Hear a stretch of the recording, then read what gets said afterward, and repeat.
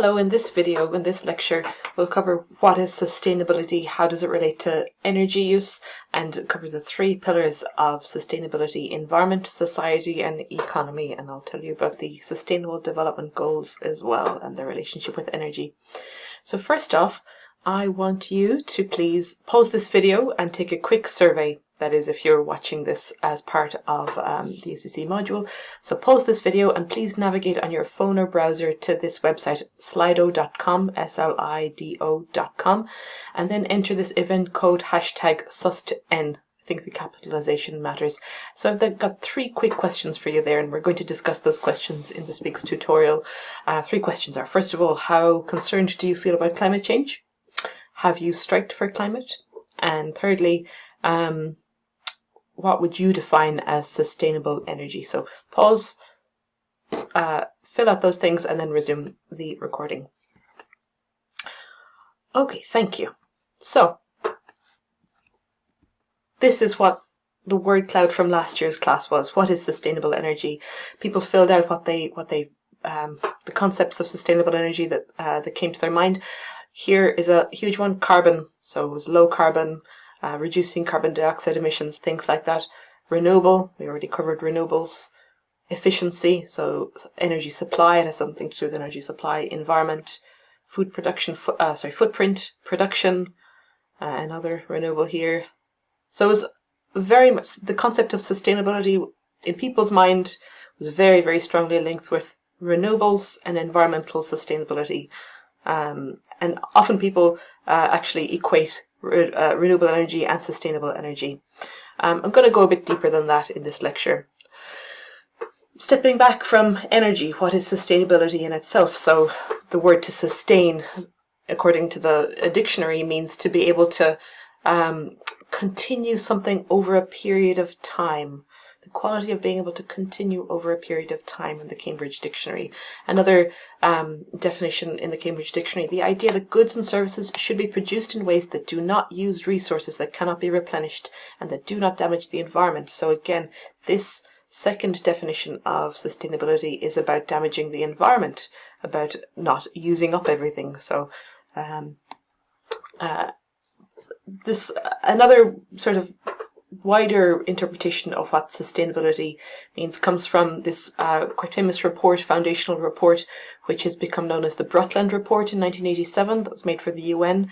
It's called Our Common Future, and this underlined a lot of what now we know as what is sustainability in terms of sustainable development. If a business says that they are striving to be sustainable, if I say that, I strive to be sustainable in my lifestyle, often this this definition is really what underlies this.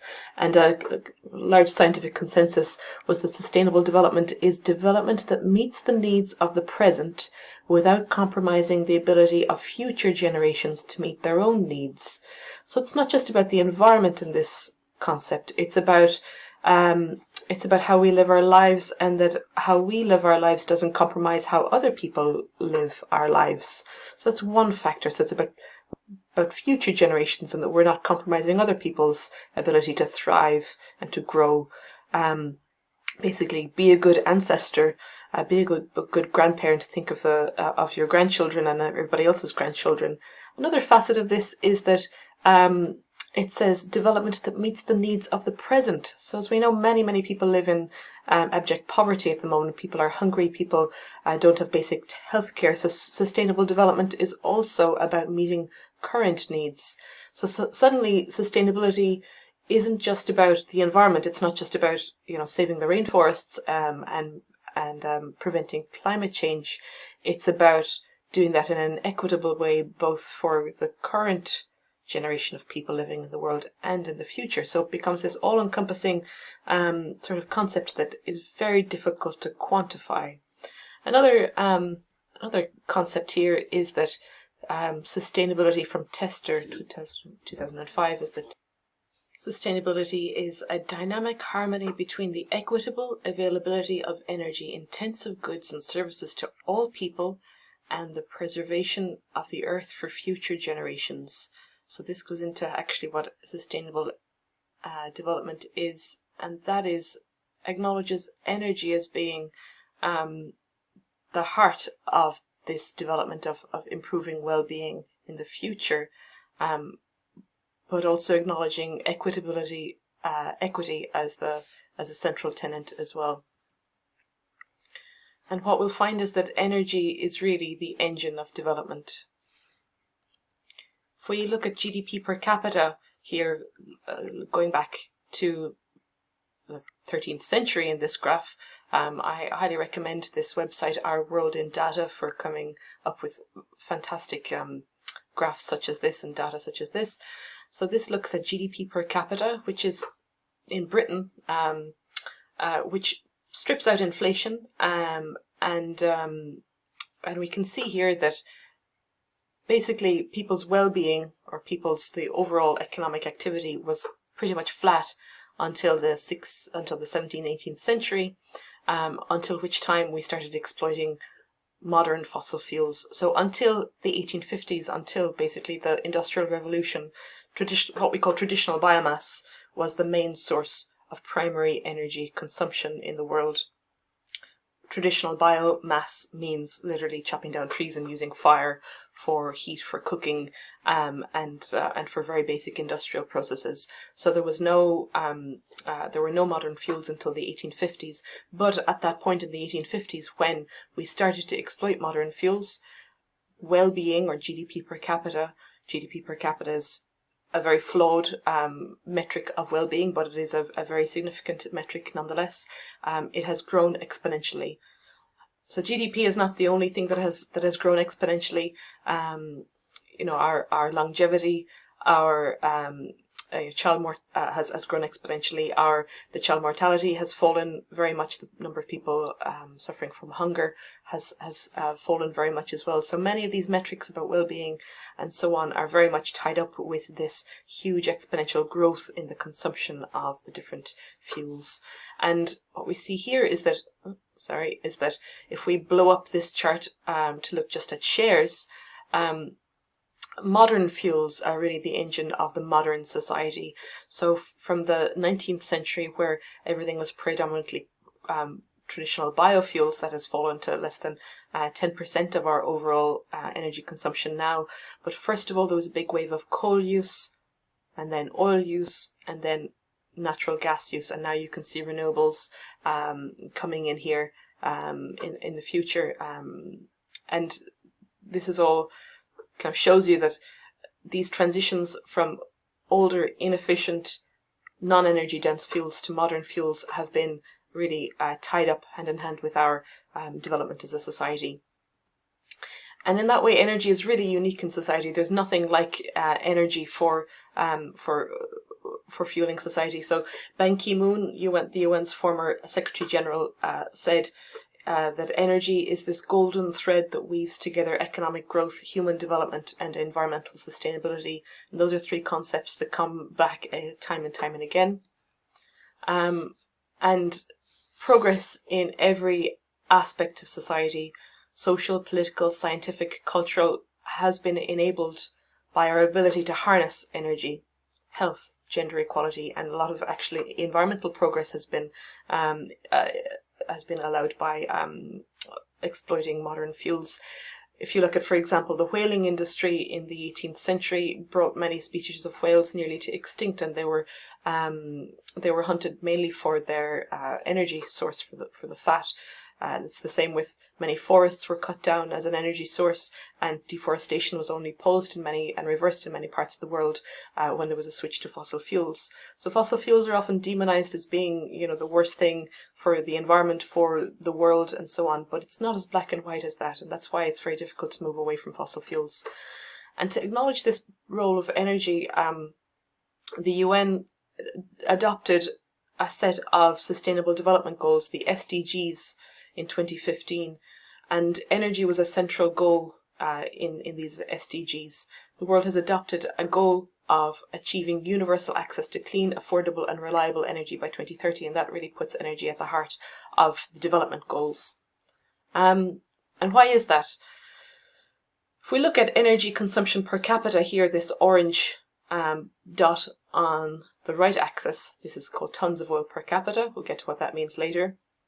So broadly, the more energy we use, the higher the sort of development of countries. So these countries that the World Bank classes as highly developed use a lot more energy per capita than these countries which are lower developed. And the type of energy that's used is very different as well.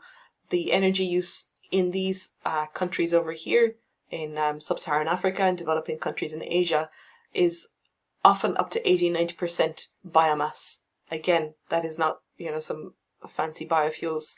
That's people using trees, charcoal, for very basic industrial processes and for cooking. So energy use and fuel mix, they're strongly related to development.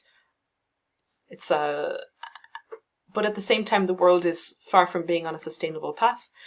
This is CO2 emissions since 1990 to 2018. And as you can see, there has been very little pause, or there's still strong growth in CO2 emissions. There was a pause in 2008. As you know, there was a financial crisis and a global recession, which created a small dip in CO2 emissions, but that was not what we call a sustainable dip in emissions. And in fact, in 2018, there was a growth of 1.7% in global CO2 emissions. And what was that driven by? If we look here, this was emissions in 2017. Was just over 32.5 billion tons of CO2 in 2018. That was 1.7% higher. That was caused primarily by growth in economic development in many parts of the world. And then a lot of that was offset here by energy efficiency, by nuclear power, by renewables, and switching from coal to gas. So the result of this was that for every 1% gain in global economic output, emissions climbed by nearly 50%, 0.5%. We'll have a whole week on what climate change is, what it means, and so on.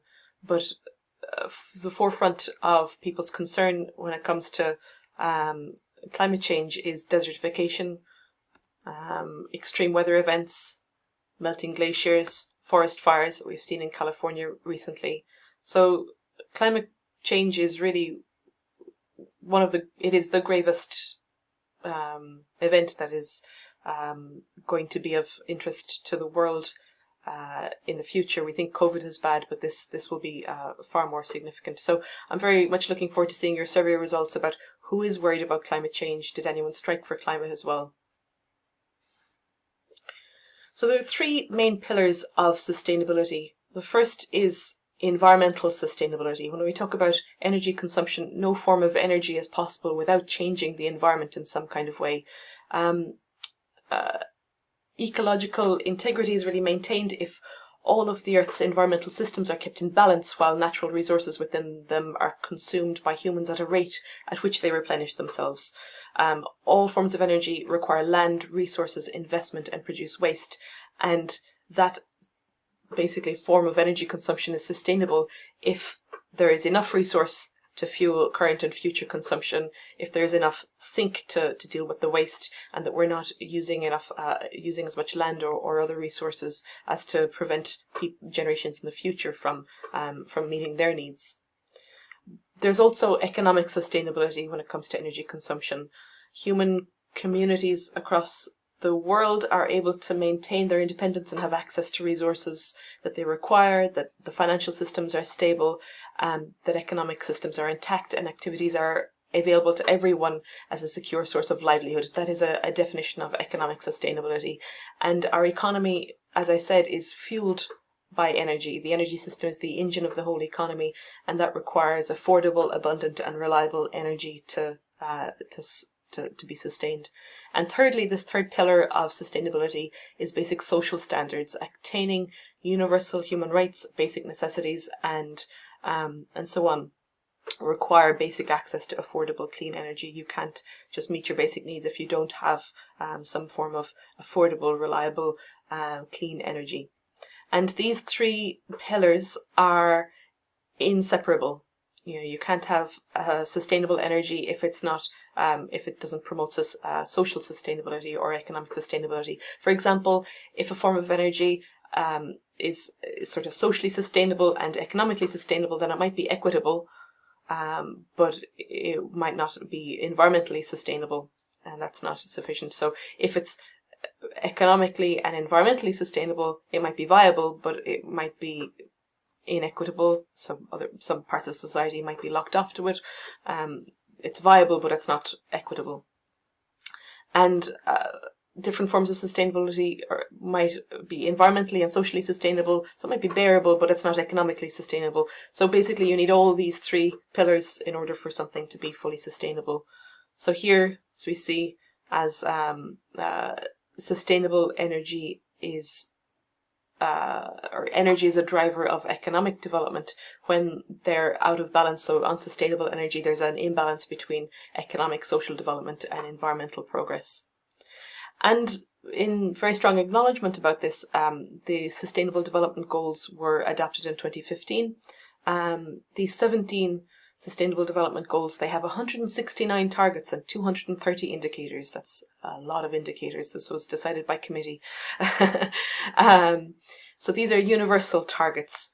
They're not sort of meant to be met by halves, like halving poverty or halving hunger. They aim for 2030 to reach absolute targets such as no poverty, which is very good, no hunger, good health, and so on. They're also seen as integrated and indivisible, so we can't meet the, say, renewable energy or sustainable energy target at the sacrifice of poverty. We can't meet our climate action goal at the sacrifice of good health. That's the principle that they were brought on. This was the largest consultation exercise in history, and in fact Ireland played a big part in the UN process there. For a little country, we have a lot of diplomatic weight. These are the 17 goals for a better future. Goal 1, end poverty in all its forms everywhere. Goal 2, end hunger, achieve food security, improve nutrition. Goal 3, ensure healthy lives, promote well-being for all ages. Goal 4, assure inclusive and equitable quality education and lifelong opportunities for learning for all. Goal 5 is the gender equity goal. Goal 6 is clean water and sanitation. Goal 7 then is relevant to us. It's to ensure access to affordable, reliable, sustainable and modern energy for all. Goal 8 is to promote sustained, inclusive, sustainable economic growth and decent work. Goal 9 is resilient infrastructure. Goal 10, inequalities, reducing inequalities within and among countries.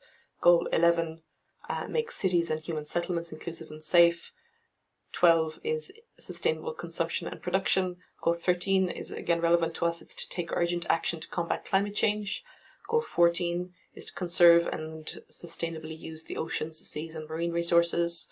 Goal 15 is terrestrial ecosystems, so basically limit habitat destruction and desertification.